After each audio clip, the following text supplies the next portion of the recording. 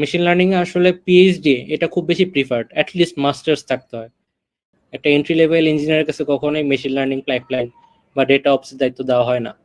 এ কারণে তোমার অবশ্যই মাস্টার্স করতে হবে।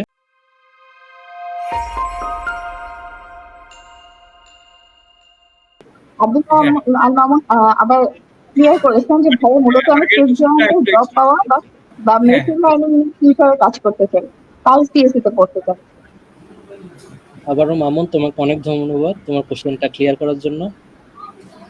জব পাওয়া টেক জায়ান্টে it's like kind of really tough right now, কারণ কারেন্ট মার্কেট আসলে এমন হয়ে গেছে, তারা লে অফ করার পর এখন ইঞ্জিনিয়ার ভরে ভরে, তারা কোভিড টাইমের পর পর অনেক টাকা ছিল মানুষের, ইনভেস্ট করছে টেক জায়ান্টে, তারাও হায়ার করছে, এখন ফায়ার করার পরে এখন অনেক টাইটেল আলা লোকজন মার্কেটে ঘুরপাক খাচ্ছে।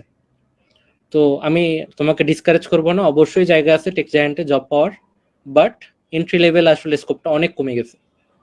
তো তোমার যেটা করতে হবে, মেশিন লার্নিং রিলেটেড তোমার যেহেতু ইন্টারেস্ট আছে, মেশিন লার্নিং এ আসলে পিএইচডি এটা খুব বেশি প্রিফার্ড, অ্যাটলিস্ট মাস্টার্স থাকতে হয়।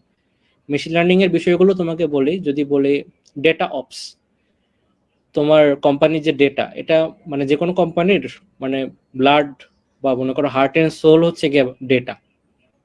কারণ মানে আমি প্রোডাক্ট বানালাম, বাট আমার কাছে যদি ডেটা না থাকে তাহলে সেই প্রোডাক্ট কিন্তু চলবে না। একটা কোম্পানির একটা সফট সিস্টেমের ভিতর দিয়ে ফ্লোই হচ্ছে ডেটা। এখন সেই ডেটার দায়িত্ব যদি তোমাকে দেওয়া হয়, তোমাকে অনেক বেশি দায়িত্ববান হইতে হবে, তোমাকে অনেক বেশি প্রুভেন হইতে হবে। এবং তোমার কোশ্চেনটা তাহলে ভ্যালিড যে তোমার আসলে এমএসসি করতে হবে। এবং আমি তোমাকে যেটা বললাম যে ডেটা সায়েন্স বা ডেটা ইঞ্জিনিয়ারিং বা মেশিন লার্নিং এর উপরে তুমি অবশ্যই করতে পারবা, কারণ এই লাইনটা বা এনভায়রনমেন্ট সায়েন্সের সাথে তুমি দেখবা যে অনেক কোম্পানি মানে অনেক ভার্সিটি আছে যারা অফার করবে, যেহেতু এটা সায়েন্সেরই সাব মানে রোল বা সাব ক্যাটাগরি।